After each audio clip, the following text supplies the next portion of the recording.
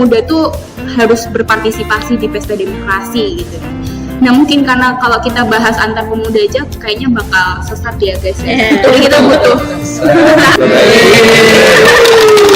kenapa pemuda itu harus berperan di pesta demokrasi? Kenapa konteksnya juga pesta demokrasi Bu? Kenapa bukan Natal? Generasi penerus bangsa.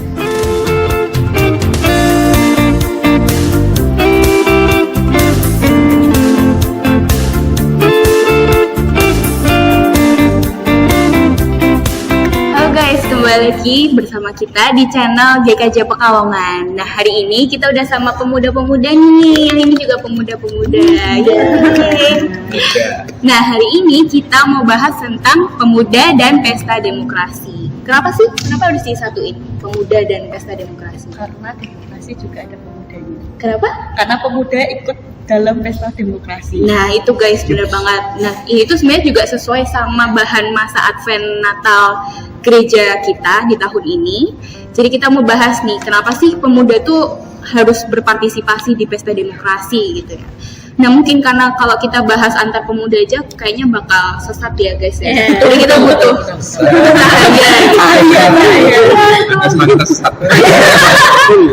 kita butuh sebuah panduan. Dan kita bertamu kepada ibu dan bapak-bapak yang ahli di sini untuk membimbing kita dalam bahasan hari ini. Ada Bu Christine Bota, halo Bu. Halo. Ada Pak Didi. Halo Bu. Dan ada Pak Argo kesayangan kita semua.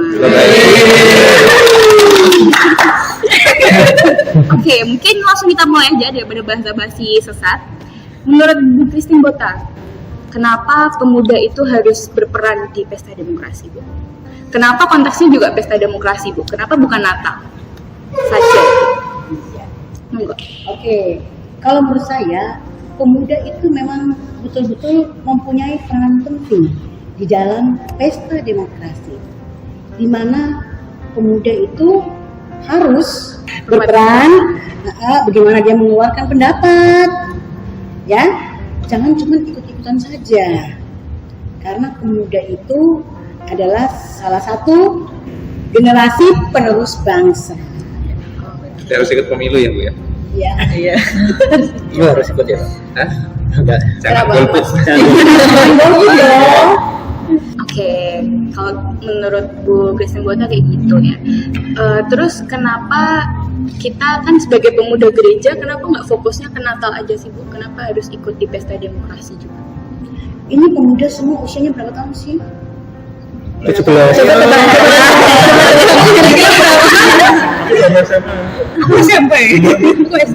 Saya udah 17 tahun ya. Demokrasi sendiri merupakan sistem pemerintahan dari rakyat untuk rakyat dan oleh rakyat, di mana setiap orang dapat mengambil suatu keputusan. Ya, nah kalau pemuda sudah usianya lebih dari 17 tahun, berarti sudah boleh dong mengambil keputusan. Jangan hanya bahas Natal aja. Ya, walaupun Natal itu memang bagus.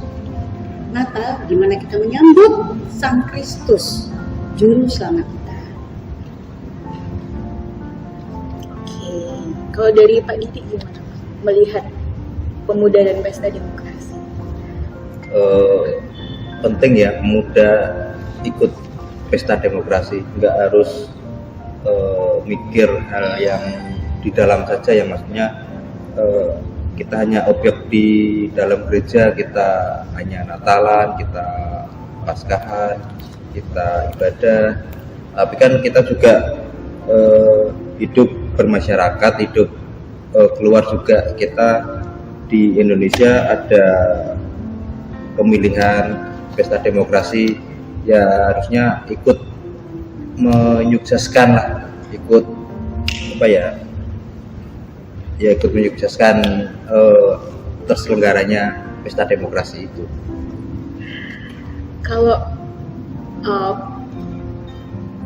Kalau misalkan dari bahan Advent Natal sendiri itu gimana sih Bu dibahasnya pesta demokrasi dalam lingkup gereja gitu? Orang Kristen mesti mengikuti proses demokrasi tersebut secara bertanggung jawab. Di dalam pengharapan itu juga terkandung tanggung jawab kita kepada Tuhan, sesama, bangsa, dan negara. Ini adalah wujud respon kita yang aktif atas panggilan Tuhan. Seperti halnya para gembala yang merespon secara aktif apa yang disampaikan oleh malaikat Tuhan. Dari Pak Dedi mungkin ada tambahan. Ya, keikutsertaan kita itu dalam pemilu ya mesti disertai dengan pergumulan iman juga. Kita juga perlu doa yang sungguh-sungguh kepada Tuhan. Kita maksudnya menentukan pilihan juga yang terbaik untuk kita juga gitu Mbak. Tapi kalau misalkan dalam pandangan Kristen gitu, bagaimana sih memilih pemimpin yang baik? Apakah ada cara-cara yang atau preferensi bagaimana Pak Argo? yang Kristen juga. Semua Kayaknya nggak ada Kristen ya. Kayaknya mungkin berapa ratus tahun lagi kita baru punya presiden Kristen kali. Nggak harus sih. Kalau menurut saya seringkali orang terjebak pada identitas sara itu loh, suku, agama, ras, antar golongan. Sehingga yang dipilih ya sukunya yang harus sama. Kalau orang Jawa ya harus milih orang Jawa. Nggak harus gitu. Agamanya harus sama, juga nggak harus. Golongannya harus sama, juga nggak harus. Karena demokrasi itu justru memberi peluang pada semua orang punya hak yang sama untuk menjadi pemimpin, terlepas dari apapun sukunya, agamanya, rasnya, golongannya. Nah, kalau secara Kristen menurut saya memilih itu perlu mempertimbangkan kualitas dari yang kita pilih. Apakah yang mereka perjuangkan itu selaras dengan nilai-nilai kekristenan? Misalnya keadilan lah, perdamaian lah, dan sebagainya. Nah, kalau ada calon pemimpin yang tidak memperjuangkan itu ya jangan dipilih. Tapi kalau kita tahu bahwa si ini, si itu kayaknya oke nih dalam hal keadilan, dalam hal menegakkan hukum, ya itulah yang dipilih, apapun agamanya dan partainya. Berarti nggak berpatok pada partai ini yang warna ini, yang warna itu, nggak usah dipilih ya Pak. Berarti tergantung dengan program si calon itu ya Pak? Ya, sayangnya memang anak-anak muda enggan untuk mengetahui track record si calon. Yang dipilih yang populer aja, yang kampanyenya milenial atau Gen Z ya sekarang. Kadang-kadang kita terjebak pada bungkus-bungkus seperti itu. Padahal di balik itu tidak tahu nih si calon ini. Yang saya maksud calon itu bisa calon presiden, wakil presiden, calon legislator, caleg ya, dan sebagainya itulah pokoknya yang kita coblos kelak itu. Nah, itu perlu kita janjinya paham track record dan visi misinya kan. Saya nggak yakin apakah kita pernah membaca visi misi capres-cawapres, kayaknya enggak ya. Nah, sekarang itu ada bijakmemilih.id yang membantu kita untuk merangkum itu para kontestan itu, sehingga di sana kita bisa melihat sudah dibedah tuh visi misi calon nomor 1, 2, 3 itu dalam hal ini bagaimana, dalam hal ekonomi bagaimana, dalam hal kebinekaan bagaimana, itu sudah dipetakan sehingga anak-anak itu lebih mudah, lebih ringkas, nggak harus baca semuanya, langsung bisa membaca pola itu. Nanti bisa teman-teman bisa follow itu, bijak memilih. Itu Instagram ada, TikTok ada setahu saya. Nah, aku ikutnya yang Instagram. Oke. Gimana teman-teman? Nah, mau nanya, kalau menurut Pak Argo atau Bu Bota atau Pak Didi, apa sih yang menyebabkan anak muda zaman sekarang itu dalam tanda kutip belum melek? Masih ngawal Melek politik gitu. Padahal kan seharusnya kita anak muda itu yang disebut penerus bangsa itu mau nggak mau ya harus melek tentang politik, karena kan yang karena digadang-gadang kita itu generasi emas 2045 Indonesia. Itu yang digadang-gadang sama capres nomor 1, 2, 3 gitu kan. Rata-rata sama membahas itu semua gitu. Jadi kan isu pemuda ini sangat menarik menurut saya gitu.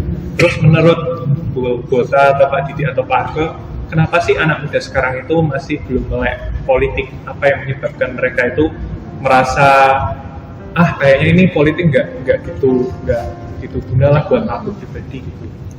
Mungkin sedikit menambahkan ya Mas Iya. Haji ya. Aku sebenarnya merasakan itu Iya.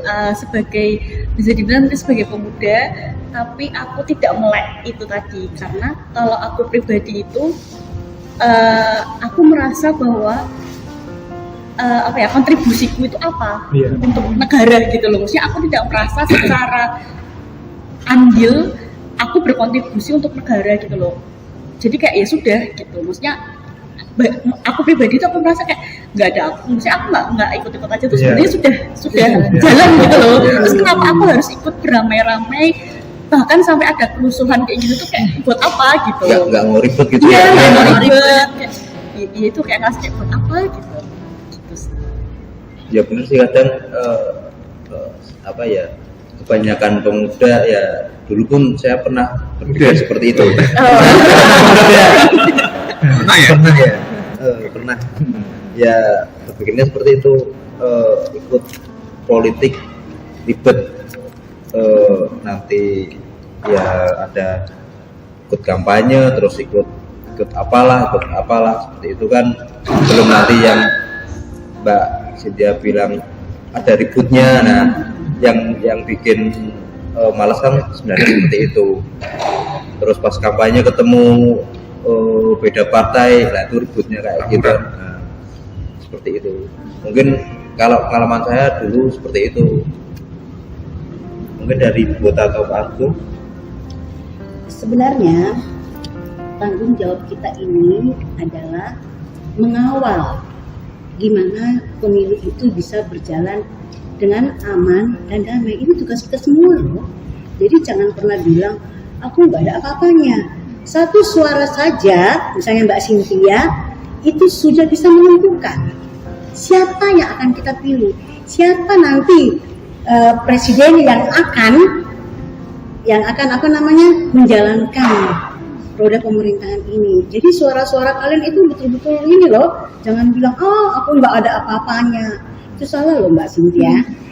Satu suara itu betul-betul sudah sangat mendukung, dan tugas-tugas kita sekarang ini, apalagi yang pemuda, ya itu tadi yang saya katakan, mengawal pemilu biar bisa berjalan dengan sukses dan damai.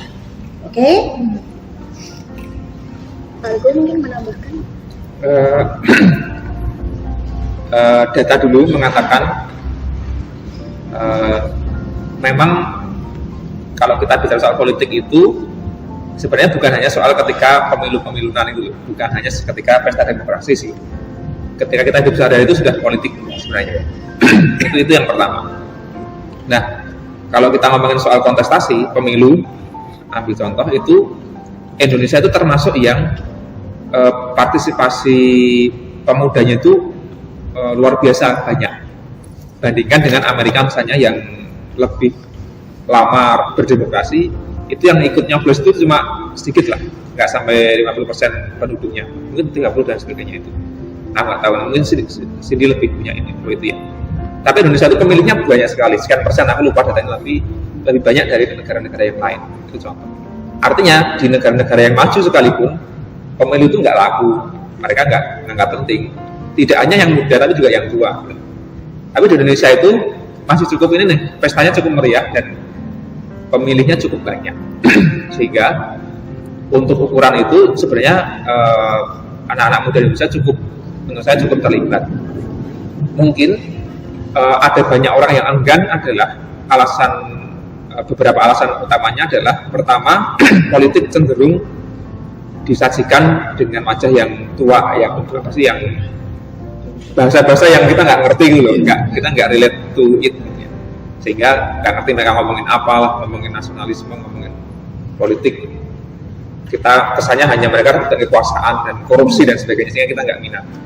Yang kedua, setiap pemilu selalu ada keterbelahan pendukung partai ataupun caleg ataupun capres cawapres apalagi, atau cagup dan sebagainya lah, wali kota, sehingga konflik itu bagi generasi muda itu nggak banget lah, sehingga malah meresahkan, dan banyak orang yang memilih untuk golput atau nggak memilih karena itu. Ngapain kita berantem? Kalau nanti yang kita pilih juga kalau sudah berkuasa mereka bagi-bagi kue kekuasaan, kita yang ribut, sehingga orang nggak. Itu alasan yang kedua. Yang ketiga menurut saya karena tidak cukup ada pendidikan politik yang yang cukup memadai, entah di sekolah termasuk di gereja. Apalagi di gereja itu kan, ngapain sih gereja ngomongin politik, kita udahlah ngomongin Alkitab aja atau ajaran aja, dogma aja. Rohani itu kan, politik itu kan duniawi. Nah, ada jurang pemisah itu yang kemudian membuat anak-anak muda gereja abai terhadap politik. Padahal sangat penting bagi kita anak muda untuk punya engagement terhadap politik itu, karena justru demokrasi itu kan demokrasi itu kan demos kata ini rakyat, kedaulatan ada di tangan rakyat. Siapa rakyat itu kan semua orang. Nah, konteks pemilu semua orang yang punya hak pilih itu berhak memilih kan itu. Itu yang sudah berapa, 16 atau 17 tahun ya? 17 tahun. Artinya kita yang sudah di atas 17 itu sudah punya hak pilih. Hak itu digunakan apa enggak ya terserah sebenarnya. Gereja atau negara nggak bisa memaksa, hanya bisa mengajak kan begitu dah. Makanya dulu ada lagu pemilihan umum telah memanggil kita supaya ayo kita ikut nyoblos kayak gitulah ya, demi janjinya demi penguasa juga. Tapi itu hak yang bisa kita gunakan. Nah, kita bisa gunakan, bisa juga tidak, tergantung seberapa kita merasa penting itu. Nah, menurut saya itu yang terakhir, menanggapi yang gereja terlalu lama memisahkan diri dari politik, itu menurut saya pemahaman yang juga perlu dipertimbangkan. Karena apa? Alkitab berisi sangat kental tentang politik. Yesus sangat intens mengamati dan bahkan melawan tanda kutip praktik politik yang jahat. Yesus menawarkan praktik politik yang baik kan gitu ya. Politik itu kan tidak harus kekuasaan eksekutif, legislatif ya, tapi sesuatu yang itu berupa policy itu kan politik, kebijakan-kebijakan. Nah, saya pikir Yesus sangat pengamat politik yang ulung, dan dia kan dibunuh karena mengganggu kemapanan politik. Nah, kalau gereja pada politik, berarti kan gereja nggak mengikuti jejak Yesus yang membela orang miskin, membela tertindas, berani mengkritik penjajah Romawi, berani mengkritik penguasa agama, berani nggak? Harus berani gitu. Karena itu justru Yesus begitu. Ya tentu kalau penguasa agamanya menindas juga di zaman Yesus. Nah, itu contoh. Saya mengatakan bahwa gereja itu tidak boleh dan tidak perlu anti politik, karena Yesus sudah berpolitik jelas. Kerajaan Israel kan politik apalagi ya, nah, dan sebagainya, sehingga Kristenan very political menurut saya. Aku mau nambahin sedikit sih. Kalau dari pandangan pemuda sekarang nggak terlalu berperan di politik, menurutku itu juga perlu dipertimbangkan lagi, karena kebetulan aku dari fakultas politik ya, jadi politik tuh masih sangat-sangat laku di kalangan mahasiswa dan pemuda zaman sekarang. Juga seperti dikatakan Pak Argo, pesta demokrasi kita tuh masih sangat ramai dibandingkan negara lain kayak gitu loh. Walaupun kita yang bukan orang terjun di politik atau nggak tahu-tahu banget tentang politik itu pun kita masih tahu kampanye nomor 1, 2, 3 itu apa gitu. Itu sudah membuktikan kalau kita tuh sebenarnya udah sedikit melek politik gitu, tapi nggak cawe-cawe, nggak ikut-ikut yang tentang antar warna partainya kayak gitu. Sebenarnya kayak gitu sih. Dan dari kampanye 1, 2, 3 yang kita ketahui sedikit pun itu kita udah bisa menentukan mana yang bisa kita pilih, bisa kita coblos kayak gitu teman-teman. Dan harus ingat politik pemilu tahun depan itu sangat penting bagi anak-anak muda. Maksudnya gini, pemilih di pemilu ini itu lebih dari separuhnya anak-anak muda, sehingga para partai politik, para calon pemimpin itu memang saat ini strateginya adalah bagaimana menjaring suara anak muda dan minat anak muda. Makanya lihat saja gaya kampanye mereka pasti akan anak pemuda, ke anak mudaan. Kadang-kadang nggak pantas tapi oke lah. Karena apa? Untuk menggait pemilih pemuda itu, karena sangat banyak nih besok 50% sehingga memang suara anak muda menentukan, persis seperti yang dikatakan Bu Susuta tadi. Gimana? Apakah sudah melek politik sekarang? Sangat melek. Oh, sangat melek. Jangan-jangan kamu ini ya tim ses pasangan calon nomor berapa? Jadi calon nomor 4. Karena dia calon Dia ketua. Kebetulan banget. Kebetulan banget ini. Oh iya, Apa calon sih? ketua pemuda. Iya benar. Gimana Noel? Kita mau ada ini ya, mau ada menerapkan demokrasikah dalam kampanyemu nanti? Oh, calon ya ini ya? Iya. Calon aku sudah kepilih. Calon. Kuat. Iya. Berarti ada kampanye ya? Ya enggak. Nanti Kampanyenya nanti bagi-bagi takjil. nah itu gimana tuh? Kalau misalkan nanti ada partai pasangan calon yang ngasih takjil, ngasih duit merah, itu gimana atau teman pemuda? Ambil atau enggak atau gimana? Kalau misalkan ada yang money politik nih. Ambil tidak ya. Itu ya serangan pasar ya. Iya. Tidak. Kemarin nggak sengaja sih saya mergoki, maksudnya sudah berjalan ya biasalah Mas nggak data gitu kan. Terus Itu sih maksudnya kalau politik kan biasanya apa ya istilahnya serangan fajar itu kasarnya bagi-bagi uang. Iya. dan sekarang nggak harus di kala fajar ya. Iya. Siang bolong pun diserang. Lagian nggak sembunyi-sembunyi sekarang, sudah bebas. Seringnya biasanya mengumpulkan data diri, TP. dapat amplop, Mas, Iwun tolong. Nah, Dan ya, itu gitu. itu merusak demokrasi justru teman-teman. Iya. Ada materialisasi yang di PAN itu kan justru tidak boleh ada money politik. Ya, betul. Ketika suara dibeli gitu dengan uang, itu praktek-praktek yang merusak demokrasi seperti itu. Karena dia nggak muncul dari hati nurani, dari kekritisan, dari membaca visi misi program, tapi siapa yang ngasih duit ya.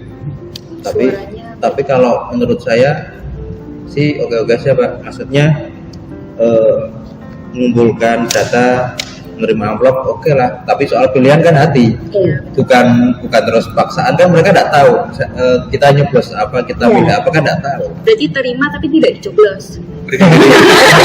Masalah Saya juga sependapat dengan Mas Didi. Kalau misalnya A ada duit, ya kita terima aja, kan eman-eman. B kasih duit, kita terima aja. Tapi kan kita juga nggak tahu kita mau nyoblos A atau B. Hanya hati kita yang tahu. ya, tapi itu minoritas kayak gitu. Iya. Kebanyakan ya siapa yang ngasih duit ya coblos itu. Orang-orang yang Iya, lugu-lugu itu yang saya maksud merusak demokrasi ya. Oh iya. Bagi kita yang sudah melek dan kritis, tahu. kita bisa inilah memilih dengan hati nurani itu gitu sih. Tapi biasanya juga Pak Argo, misalnya ada tetangga yang memberikan uang, terus kalau kita menolak, aduh ini gimana? Itu gimana menurut Pak Argo? Ya diterima terus buat persembahan.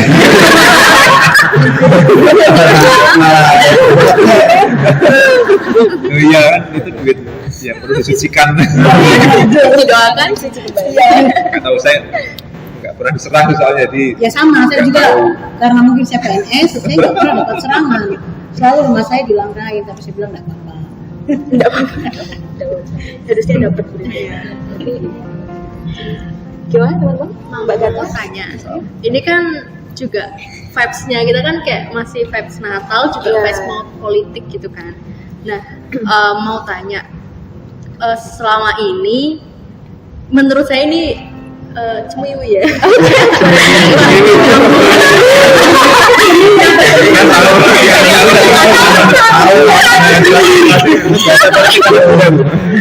Sorry, correct me if I'm wrong. Koreksi kalau salah. Gimana? Yang saya rasakan itu kadang tuh jarang banget nih kebijakan-kebijakan pemerintah yang apa ya menyentuh kekristenan gitu loh. Misalkan contoh saja nikah kan sekarang masih trennya nikah di KUA gitu kan. Tapi aku denger info tuh kayaknya yang Kristen tuh nggak bisa nikah di KUA bilang gitu.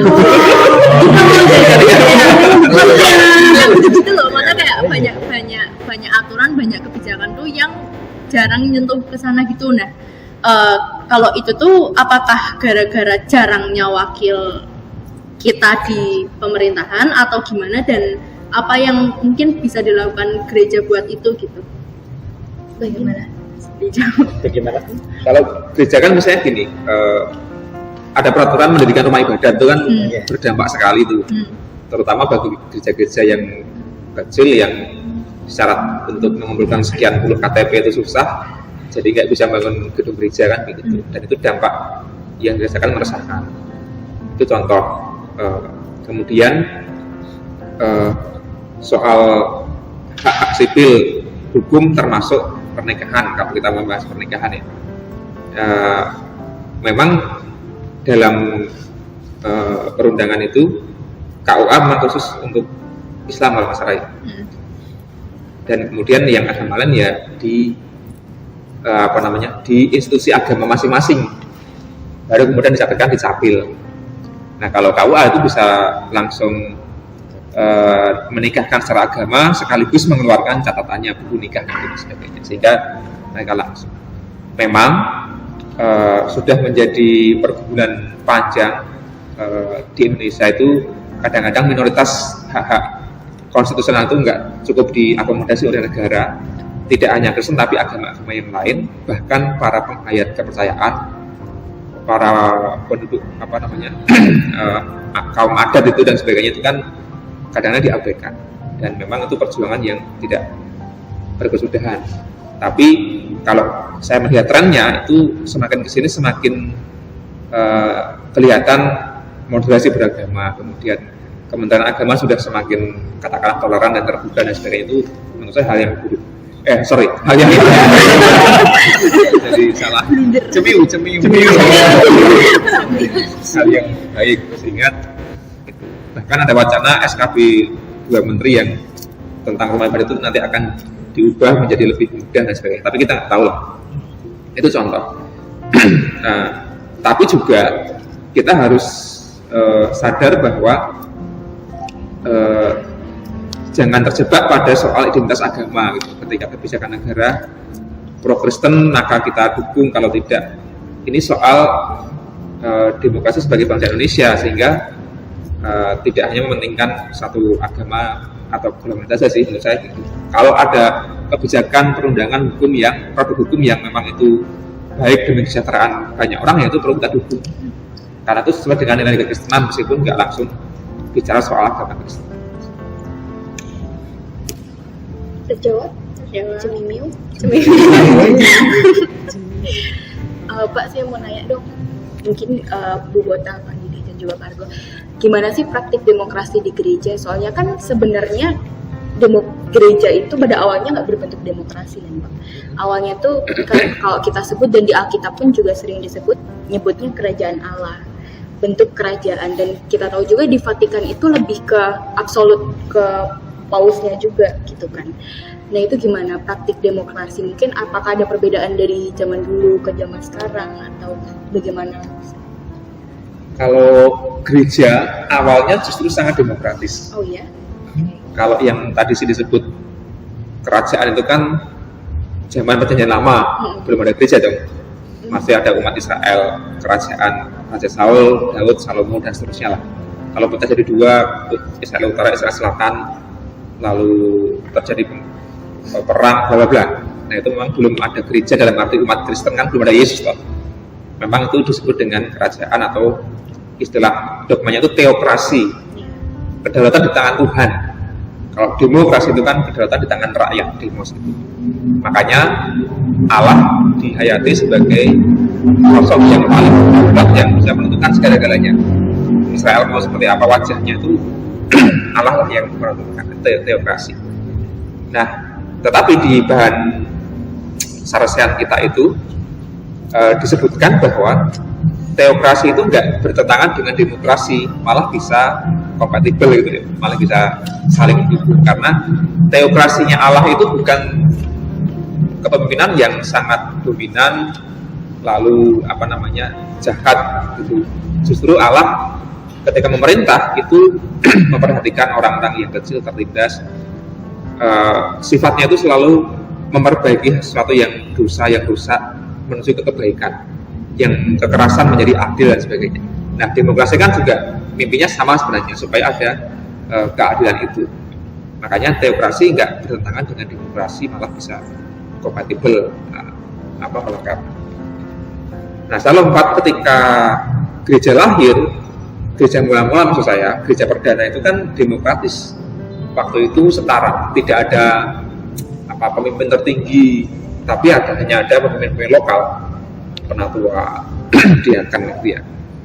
Belum ada pendeta zaman itu kan, tapi para rasul gitu-gitulah. Dan mereka saling berkumpul, makan bersama, sehingga nggak ada birokrasi yang terlalu jelimet. Nah, itu kan demokratis banget sebenarnya. Dan kemudian gereja punya doktrin imamat am, orang percaya yang jadi imam itu. Jadi kalau di teologi itu Kristen itu kan imam itu perantara antara umat dengan Allah, dan imam itu hanya orang-orang tertentu yang dulu berhak. Zaman Israel ya cuma kaum Lewi itu, selain itu nggak boleh jadi imam dan sebagainya, sehingga dia yang dianggap di tengah-tengah ini manusia setengah dewa lah, kayak gitulah, perantara Allah ke umat ke Allah. Jadi dia memang spesial. Nah, Rasul Paulus membongkar itu dengan mengatakan imam itu bukan hanya jabatan kaum tertentu, tapi semua orang itu bisa jadi imam, karena kita untuk sampai pada Allah langsung dengan langsung berdoa bisa sampai gitu ya, nggak harus dengan korban persembahan. Makanya kita di Kristen kan nggak ada ritual korban-korban lagi, karena perantaranya langsung aja doa sampai pada Allah, nggak perlu jabatan imam sebagai jabatan gerejawi kalau di gaji ya. Nah, itu imamat am, imam yang status imam yang bisa dimiliki oleh semua orang, jamaah umum gitu ya. Sehingga kita itu sebenarnya Allah kita itu demokratis. Rasul Paulus mencoba mendemokratisasi Allah yang dulunya dianggap otoriter, tapi ya, enggak, Allah kita demokratis gitu. Nah, sehingga gereja mestinya demokratis. Nah, apakah gereja demokratis dalam praktiknya? Bisa ya, bisa tidak. Sialnya adalah gereja pun terjebak dan terjatuh pada praktek-praktek yang tidak demokratis. Dominasi ketika pengambilan keputusan, dominasi ketika suara gitu ya, menggiring opini, kemudian kebijakan ditentukan hanya oleh 1-2 orang, itu kan nggak demokratis tapi otoriter. Itu contoh. Itu sehingga ada yang memang gereja-gereja yang nggak demokratis juga. Menurut saya itu perlu dipikir kembali, karena gereja mestinya demokratis bagi saya. Nah, bedanya adalah ketika demokrasi itu di politik praktis negara itu berusaha rebutan kekuasaan, kadang-kadang di gereja itu terbalik, diberi kekuasaan suruh memimpin malah pada nggak mau, sehingga nggak demokratis, karena betul aku nggak mau memimpin, jadi ketua ini ketua itu, jadi majelis, nah Kristen aja lah, masih dia aja, aku nggak jadi orang biasa aja, sehingga nggak ada nafsu untuk ini ya berkuasa gitu ya. Ada sih di gereja tertentu yang pengen jadi ini ada, tapi di sini kayaknya nggak ada deh ya. Contohnya Di kekuasaan malah menolak. jadi yang kekuasaannya di itu aja ya Pak. Betul. Makanya kalau misalnya gini, majelis itu kan demokratis, kenapa? Karena ada batas waktu, 1 periode 3 tahun, boleh dipilih lagi 2 periode 6 tahun, habis itu harus lereh, harus berhenti dari yang lain dong, supaya ada pemerataan akses kekuasaan tanda kutip untuk memimpin, karena apa, semua orang itu berhak memimpin gereja dan majelis. Hanya pendeta yang memang seterusnya sih, karena dia jabatan klerus itu, sehingga seterusnya lah. Tapi kalau kemajelisan itu ada siklusnya, ada saatnya lereh. Sekarang lereh ya, sedang lereh. Majelis sedang menjabat, nanti akan ada lereh, akan berganti terus begitu. Maka jangan hanya orang tentu saja. Kalau kita mau demokratis ya kita juga terlibat dalam gereja. Mau kalau jadi majelis kelak, mau jadi pemimpin komisi misalnya atau panitia atau apapun lah. Itu justru praktek demokrasi di situ. Kalau enggak nanti ketuanya Pak Muncul lagi, dia terus misalnya gitu. Mungkin dia nggak bermaksud untuk otoriter, tapi karena nggak ada yang mau ya udah bagaimana lagi, sehingga nggak demokratis. Nah itu kesadaran demokrasi yang memang perlu ditumbuhkan di gereja menurut saya, dan mungkin juga diawali di rumah ya, di keluarga. Kadang-kali memang banyak keluarga yang tidak cukup demokratis ketika mendidik atau berkomunikasi sehingga tidak tumbuh kultur itu.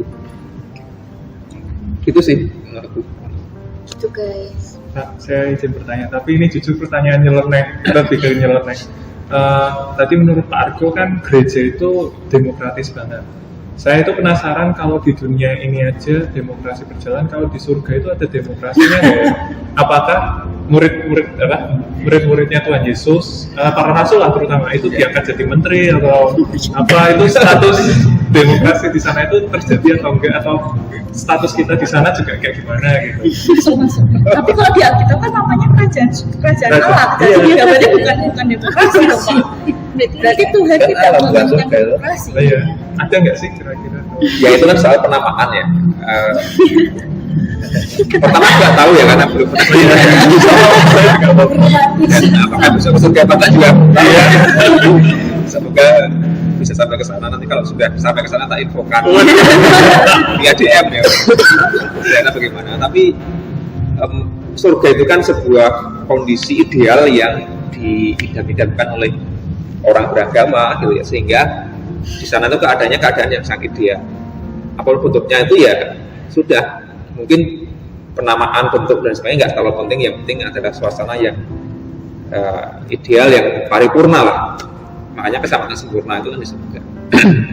Gambarnya macam-macam. Dan apakah demokrasi itu yang paling ideal? Belum tentu juga. Dulu kita pernah hidup di zaman, bukan kita tapi leluhur kita, di zaman ketika belum ada demokrasi, zaman kerajaan monarki toh.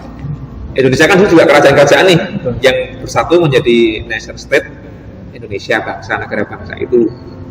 Sebelumnya ya kerajaan Majapahit, Singosari, Sriwijaya bla bla, terus runtuh, jadilah bangsa atau negara Indonesia, negara kesatuan. Masih ada sih sekarang kerajaan-kerajaan di negara-negara lain, ada Inggris misalnya, ada raja sekarang King Charles. Brunei ada raja tuh, terus macam-macam masih ada, tapi biasanya pemerintahan dijalankan oleh perdana menteri atau ini, sehingga kerajaan lalu menjadi simbol-simbol sejarah saja. Tapi dulu pernah ada zaman di mana ada kejayaan juga, ada kemakmuran juga ketika kerajaan itu bagus gitu. Demokrasi memang sekarang berlaku di mana-mana demokrasi, tapi juga nggak sih semua negara yang demokrasi yang jalan juga sejahtera juga. Banyak juga yang kacau juga. Dulu pernah ada sosialis, komunis juga pernah, sukses juga pernah, tapi kemudian runtuh. Nah ke depan bagaimana nggak tahu, apalagi zaman surga besok kita nggak tahu sih. Minimal nggak tahu kalau masih punya bocoran serangan saja harus. Tapi Pak, kalau di Indonesia kan masih ada kerajaan nggak? Masih ada kerajaan. Contohnya di Jakarta. Ya. Nah, itu berarti kan di satu sisi ada kerajaan, di satu sisi ada pemerintahan. Ya. Lalu untuk menjalankan roda pemerintahan itu gimana, Pak? Saya nggak tahu persis ya, itu ada perda yang keistimewaan kalau salah dan sebagainya itu kan. Tapi di sana itu kan si Sultan sekaligus jadi gubernur ya, otomatis itu jadi ada undang-undang keistimewaan itu, sehingga dia pemimpin kerajaan sekaligus kepala pemerintahan juga. Beda dengan Inggris yang ratu atau sekarang raja itu ya udah dia simbol ini, yang pemerintahan ya perdana menteri. Nggak tahu juga kerajaan-kerajaan lain.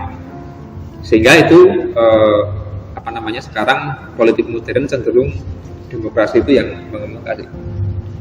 Nah, memang ada kekerasan di daerah-daerah tertentu ya, termasuk Jogja itu ada kerajaan. Solo ada tapi mungkin nggak sekuat Jogja sendirinya, pengaruh pemerintahannya. Tapi tetap ya, walaupun kerajaan tetap harus patuh sama pemerintah ya Pak. Ya, karena sekarang semuanya udah beda. Ya.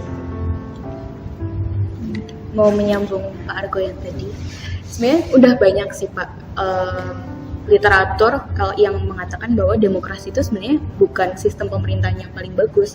Bahkan Plato tuh bilang demokrasi itu nggak jauh lebih bagus daripada monarki.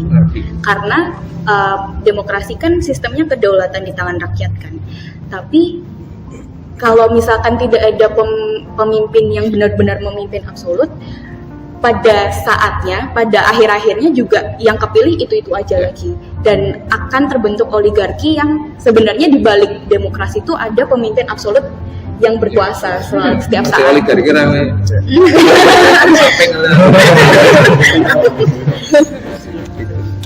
Dan demokrasi itu memang baru ideal katanya kalau masyarakatnya cukup setara. Ya, kalau terjadi gap itu ya tetap ini berkuasa oligarki tadi, orang-orang kaya dan sebagainya. Itu yang terjadi di Indonesia.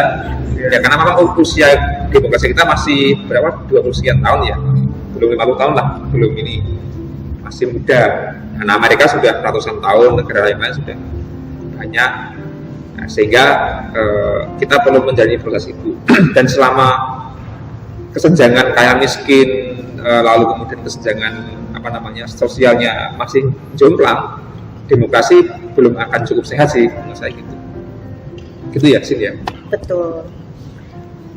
Oke, bagaimana? Sudah sangat melek sekarang? Sangat sudah melek. sadar? Masku yang tadi dari tadi nggak ngomong apa-apa sudah aman. Sudah sadar? Sudah punya pilihan. Bagaimana? Sudah punya pilihan. Sudah 1, 2, 3. Sembuh. Oke, semua 13 golput. Nggak punya pilihan hidup. Aduh.